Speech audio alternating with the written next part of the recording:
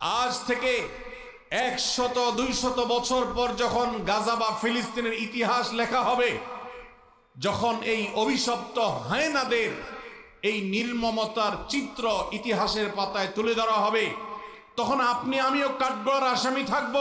কারণ তখনকার মানুষেরা, তখনকার জেনারেশনেরা আলোচনা করবে তখন পৃথিবীতে যে শত শত কোটি মানুষ বসবাস করেছিল, সে মানুষগুলো কিভাবে এতগুলো মানুষের সামনে পৃথিবীর ছোট্ট একটা ভূখণ্ডের মধ্যে এইভাবে মানুষকে হত্যাযজ্ঞ চালানো হয়েছে, নির্মমতা করা হয়েছে, শিশুদের সামনে বাবা মাকে খুন করা হয়েছে, বাবা মার সামনে শিশুদেরকে টুকরা টুকরো করা হয়েছে, কিভাবে এই নির্মমতা চালানো হয়েছে বিশ্বের শত শত কোটি মানুষ তারা তখন কি করেছে। আগামী 100-200 বছর পরে যখন ফিলিস্তিন এবং গাজার ইতিহাস লেখা হবে, আসামির কাঠগড়ায় আমরা সবাইকে দাঁড়াতে হবে। আমরা বড় বেশি কঠিন, বেদনাদায়ক, অত্যন্ত ব্যথাতুর সময় আমরা পার করছি মুসলমানরা। একদিকে মানব ইতিহাসের সবচেয়ে বর্বরচিত হত্যাযজ্ঞ, গণহত্যা চলছে দিন দুপুরে বিশ্বের শত শত কোটি মানুষের সামনে ফিলিস্তিনের গাজায়। আজ সেখানে মানবতা এমনভাবে ভুলুণ্ঠিত হচ্ছে, ঝড় তুফানে আমরা গাছের পাতা উড়ে যেতে দেখি, সেখানে বোমার আঘাতে মানুষের দেহ আকাশে উড়ে যেতে আমরা দেখেছি।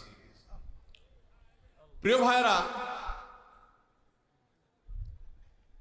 আজকের বিশ্বকে বলা হয় সভ্য পৃথিবী, আজকের পৃথিবীকে বলা হয় নাকি মানবিক পৃথিবী। আজকের পৃথিবীর সভ্যতা এবং মানবিকতার ধ্বজাধারে যা ধারণকারী যারা, তাদের মুখোশ, তাদের আসল রূপ, তাদের আসল চেহারা, চরিত্র আজ দিনের আলোর মতো পরিষ্কার হয়ে গেছে। গাজায় প্রতিনিয়ত শিশু হত্যা চলছে। ফিলিস্তিনের ভিডিওগুলো দেখবার মতো অবস্থা নাই। একটু আগে একটা ভিডিও দেখছিলাম, আল্লাহ তাআলা আমাকেও একটা বাচ্চা দিয়েছেন 8-10 বছরের। 8-10 বছরের একটা ছেলে 5-6 বছরের একটা ছেলেকে,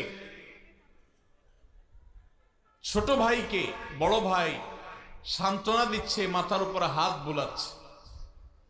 ছোট ভাই বড় ভাইয়ের কোলে মাথাটা রেখে চোখের পানি ফেলছে, অঝরে কাঁদছে, কারণ তাদের বাবা মাকে শহীদ করে দেয়া হয়েছে।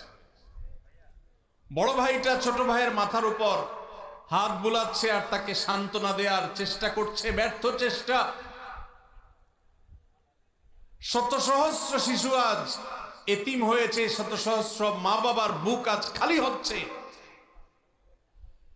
যারা নারী অধিকার নিয়ে পান থেকে চুন খসলেই চিৎকার চেঁচামেচি করে, সেই মানুষগুলো আজ পাথর হয়ে গেছে। তাদের চোখের সামনে শত সহস্র মা বোনকে আজ খুন করা হচ্ছে। প্রেগনেন্ট মহিলাদেরকে রেখে সেই হসপিটাল বম্পিং করে উড়িয়ে দেওয়া হচ্ছে।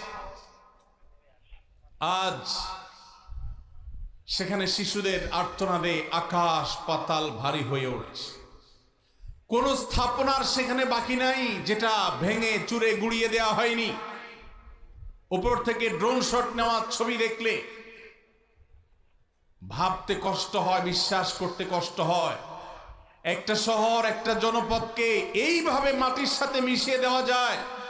সবচেয়ে অবাক করা বিষয় হলো, এই হায়েনারা, এই অভিশপ্ত ইহুদিরা, এদের সবচেয়ে বেশি সমর্থন প্রকাশ্য দিবালোকে যারা করে, তারাই আমাদেরকে সবচেয়ে বেশি সকাল বিকাল মানবতার সবক শুনাইতে আসে।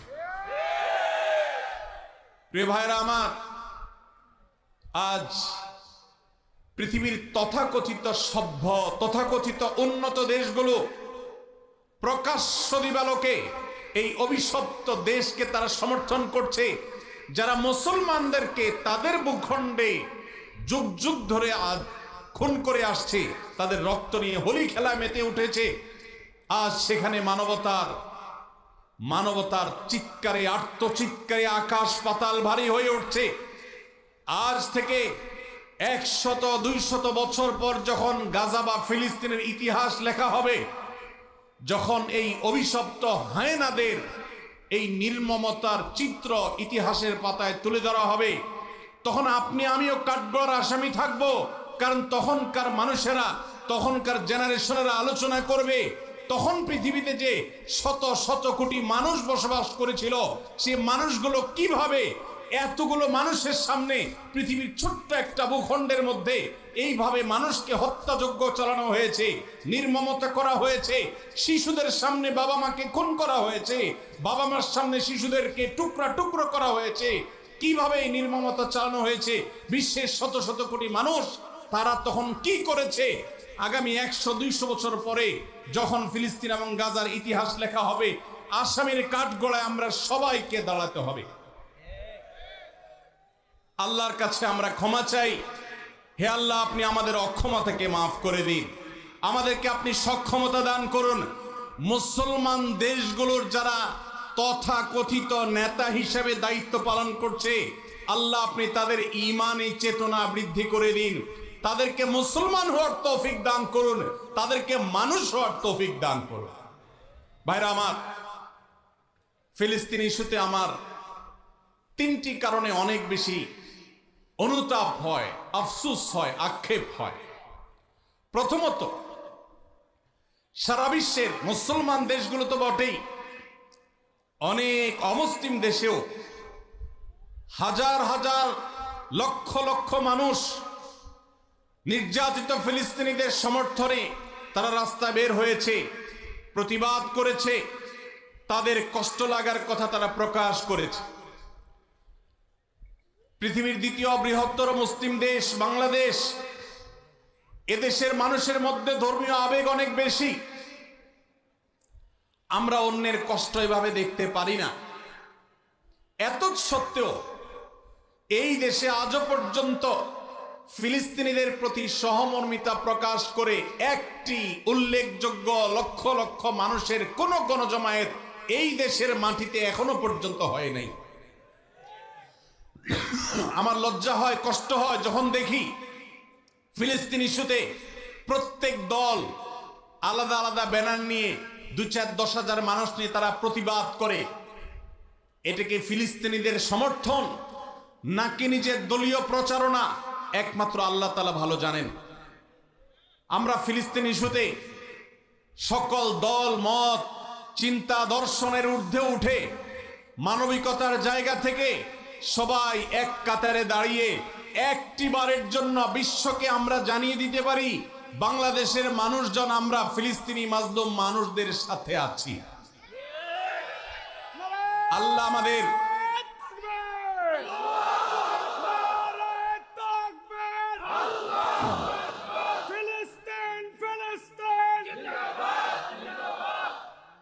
আল্লাহ রাব্বুল আলামিন আমাদের মুসলিম নেতৃবৃন্দকে সেই সুবোধ দান করুন, তারা যেন এদেশের সকল মতের, সকল চিন্তার, সকল পথের, সকল আদর্শের, সকল দলের মানুষদেরকে, এমনকি আমাদের যে সমস্ত অমুসলিম ভাইয়েরা আছেন তাদেরকেও এই মানবিক ইস্যুতে এক কাতারে দাঁড় করিয়ে লক্ষ লক্ষ বাংলাদেশের মানুষ ফিলিস্তিনি পতাকা হাতে নিয়ে তারা ফিলিস্তিনের প্রতি সহমর্মিতা প্রকাশ করবে, জানাবে।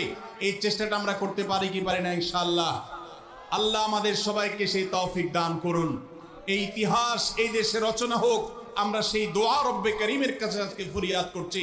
আল্লাহ আমাদের এই একটা মিছিল, একটা প্রতিবাদ, একটা বার্তা বিশ্ব মিডিয়াকে দেওয়ার মতো কাজ এখনো পর্যন্ত এই ভূখণ্ড থেকে আমরা করতে পারি নাই। এর চেয়ে বড় লজ্জার বিষয় আর কিছু হতে পারে না। অমুসলিম দেশগুলো, জাপানের মতো দেশে হাজার হাজার মানুষের বিশাল বড় গণজমায়েত হয়, সেখানে এই অভিশপ্তদের এমবাসি ঘেরাও করার মতো ঘটনা ওই সব দেশে ঘটে। দুর্ভাগ্যজনক বাস্তবতা, আমাদের দেশে যার যার মতো আমরা কথা বলি, আমরা মিছিল করি, ব্যানার নিয়ে দাঁড়াই, প্রতিবাদ করি, মানববন্ধন করি, কিন্তু সবাই ঐক্যবদ্ধভাবে বিশ্বকে জানাবার মতো একটা ঐতিহাসিক সমাবেশ, ঐতিহাসিক গণজমায়েত আমরা আজও করতে পারি নাই। ইনশাআল্লাহ অচিরেই সেটা হবে। আল্লাহ আমাদেরকে সেই তৌফিক দান করুন। দ্বিতীয় আমার আফসোসের কারণ ফিলিস্তিন ইস্যুতে, আপনারা জানেন অন্য অমুসলিম দেশগুলোতে পর্যন্ত, খোদ আমেরিকাতে পর্যন্ত ইহুদিদের বিভিন্ন প্রোডাক্ট গুলোকে অত্যন্ত কার্যকরভাবে বয়কট করা হয়েছে। আমাদের এই দেশে প্রত্যেকটা দোকানে দোকানে, প্রতিটা দোকানে দোকানে আপনি পাবেন ইহুদি পণ্যে পরিপূর্ণ ভরপুর সয়লাব। আমরা অনেকে আছি যারা ফিলিস্তিনি বাচ্চাদের ভিডিও দেখে চোখের পানি ফেলি, কিন্তু আমাদের ওয়াশরুমে গেলে হ্যান্ড ওয়াশটা দেখা যায় ইহুদিদের। আমাদের ওয়াশরুমে গেলে দেখা যায় সাবানটা কেনা হয়েছে, যে সাবানটা আমি টাকা দিয়ে কিনে এনেছি আমার পকেট থেকে, সেটা ইহুদিদের তৈরি করা। আমি যে সফট ড্রিঙ্কস গিলছি ডক করে, সেটা ইহুদিদের তৈরি করা। এই সমস্ত পণ্য আপনি যখন মুদি দোকান থেকে কিনেন, আপনি কোন দোকান থেকে যখন ইহুদিদের কোনো পণ্য কিনেন, তখন আপনি পণ্য কিনেন না, আপনি মূলত ইহুদিদেরকে চাঁদা দেন বোমা হামলা করবার জন্য। আপনি যেটাকে টাকা দিয়ে সম্পদ কেনা, মাল কেনা মনে করছেন, এটা মাল কেনা নয়, এটা অভিশপ্তদের বোমাবাজিতে সাহায্য করা। লজ্জার বিষয়, কার্যকরভাবে বাংলাদেশে এখনো পর্যন্ত ফিলিস্তিন ইস্যুতে আমরা একটা বয়কট কার্যকরভাবে করতে পারি নাই। একটা সফট ড্রিঙ্কস শুধুমাত্র কিছুটা বর্জন করা গেছে আলহামদুলিল্লাহ, আর বাকি প্রোডাক্টগুলো সব যেভাবে সেভাবে রয়েছে। আমি একটা দেশীয় প্রোডাক্টের একটা মালিক, একটা দেশীয় প্রোডাক্টের একজন মালিককে প্রশ্ন করেছিলাম, ভাই আপনাদের প্রোডাক্টগুলো কেন বাজারে বাজারে দোকানে দোকানে পাওয়া যায় না? কেন ইউনিলিভারের মাল বাজারে পরিপূর্ণ? কেন যারা আমাদের সমাজে 14ই ফেব্রুয়ারিতে আমাদের তরুণদের চরিত্রকে ধ্বংস করার নীল নকশা করে, সেই ক্লোজ আপ কেন আমার দোকানে থাকে? কেন আপনাদের পেস্ট দোকানে নাই? আমাকে সেই বাংলাদেশি কোম্পানির মালিক, বাংলাদেশি প্রোডাক্ট তৈরি করেন সেই ব্যবসা প্রতিষ্ঠানের মালিক, তিনি আমাকে বলছেন, ভাই লজ্জার কথা, আমাদের দেশে এক শ্রেণীর, সবাই নয়, এক শ্রেণীর অসাধু কর্মকর্তা কর্মচারী আছে সরকারি অফিসগুলোতে, যারা এই সমস্ত ইহুদি কোম্পানিগুলো, বিদেশি কোম্পানিগুলো থেকে টাকা পয়সা খেয়ে, ঘুষ খেয়ে, তাদের জন্য সকল সুযোগ সুবিধা, সকল ফ্যাসিলিটিসকে এমন ভাবে প্রোভাইড করে যে আমরা দেশীয় প্রোডাক্ট যারা প্রস্তুত করি, তৈরি করি, তারা তেমন কোনো সুবিধা করতে পারি না। তার এই কথার বাস্তবতা আছে। আমিও কিছুটা অনুভব করার চেষ্টা করেছি, অনুসন্ধান করার চেষ্টা করেছি। দুর্ভাগ্যজনক বাস্তবতা, আমরা সাধারণ মানুষও আমাদের নিজস্ব উদ্যোগে ইহুদিদের পণ্য মুক্ত আমাদের বাসা করব, সেটা আমরা করতে পারি নাই। মনে রাখবেন, আপনি যদি ইহুদিদের পেস্ট না কিনেন, তাদের সাবান না কিনেন, তাদের প্রসাধনী না কিনেন, তাদের কোনো প্রকার আইটেম আপনি না কিনে তার জায়গায় যদি একটা মুসলিম দেশের তৈরি করা, আপনার নিজের দেশের তৈরি করা কোনো জিনিস আপনি নেন, কোয়ালিটি যদি একটু খারাপ হয়, দাম যদি একটু বেশিও পড়ে, আপনার এই কেনার কারণে, এই যে আপনি স্যাক্রিফাইস করলেন, একটু কম কোয়ালিটির জিনিস নিলেন, আবার দাম একটু বেশি দিলেন, এই স্যাক্রিফাইসটা কিয়ামতের ময়দানে ফিলিস্তিন ইস্যুতে আপনি আপনার ন্যূনতম দায়িত্বটা পালন করতে পেরেছেন, এই হিসাবে আল্লাহর কাছে হাজির হবে। এর সওয়াব আপনি আল্লাহর কাছে লাভ করবেন ইনশাআল্লাহ। আমরা কারা কারা আছি ইহুদিদের পণ্য মুক্ত করব আমাদের বাসাগুলোকে? কারা কারা আছে? আল্লাহ আমাদের সবাইকে তৌফিক দান করুন। আমাদের বাসা বাড়িতে ইহুদি পণ্য থাকবে না, ঠিক আছে তো ইনশাআল্লাহ? কোন মুদি দোকান থেকে আমরা ইহুদি পণ্য কিনবো না, প্রয়োজনে আমি সফট ড্রিঙ্কস গিলবো না, দেশিটা থাকলে খাবো, না হলে খাবো না। একবার বাংলাদেশ বিমানে আমি কোথাও ট্রাভেল করতেছিলাম, আমাকে কোকা কোলা দেওয়া হলো, আমি বললাম কেন কোকা কোলা? আমার দেশীয় ক্যারিয়ার, আমার দেশীয় সফট ড্রিঙ্কস নাই, কেন আপনি বিদেশি সফট ড্রিঙ্কস খেতে আমাকে বাধ্য করবেন? প্রতিবাদ স্বরূপ আমি এটা খেলাম না, নিয়ে যান, অন্তত একটা বোতল বাঁচবে। আর আপনার কর্তৃপক্ষকে জানাবেন একজন কাস্টমার প্রতিবাদ করেছে, তিনি দেশীয় সফট ড্রিঙ্কসরা বিদেশি সফট ড্রিঙ্কস খান। সফট ড্রিঙ্কস এমনিতে স্বাস্থ্যের জন্য ক্ষতিকর, সেখানে ইয়াহুদিদের যে সফট ড্রিঙ্কস আপনি গিলছেন, এটা সফট ড্রিঙ্কস না, এটা রক্তে ভরা বোতল। অতএব আমাদের বাসা বাড়িকে ইয়াহুদি পণ্য থেকে মুক্ত করবো তো ইনশাআল্লাহ। আমি বাংলাদেশি মুসলমান হিসেবে লজ্জিত যে ফিলিস্তিন ইস্যুতে আমরা একটা কার্যকর একটা বয়কট, একটা বর্জন, এটা আমরা করতে পারি নাই। ভাইরা আমার, আজকে আমরা যারা এখানে সমবেত হয়েছি, আমরা কি একটু প্রতিজ্ঞা করতে পারি আমার জীবদ্দশায়, আমার জ্ঞাতসারে, আমার পকেটের টাকা দিয়ে ইয়াহুদি কোনো পণ্য আমি কিনবো না, না খেয়ে থাকবো, কোনো প্রসাধনী প্রয়োজনে ব্যবহার করব না, কিন্তু ইয়াহুদি পণ্য আমি কিনবো না ইনশাআল্লাহ। সবাই চেষ্টা করে যাবে তো ইনশাআল্লাহ। দোকানদার ভাইদেরকে উদ্বুদ্ধ করবেন যে আপনি ইয়াহুদি পণ্য বিক্রি করেন না, ঘোষণা দেন এবং তার জন্য ফেস্টুন টানায় দেন।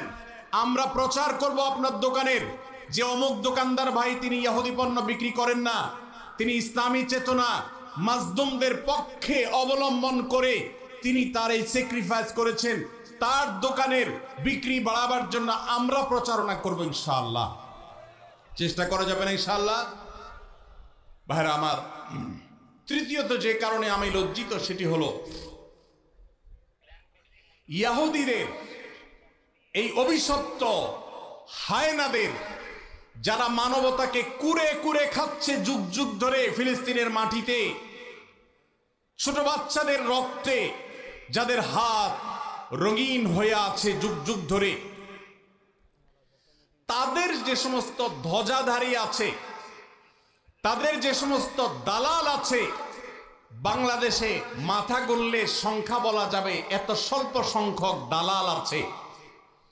এই কট্টর সেকুলার বামপন্থী কিছু দালাল, মুসলিম বিদ্বেষী কিছু দালাল, যারা ইহুদিদের দালাল, এই মুসলমানদের ভূখণ্ডে, ধর্মপ্রাণ মানুষের ভূখণ্ডে তাদের গলা যখন উঁচু দেখি তখন আমার লজ্জা হয়।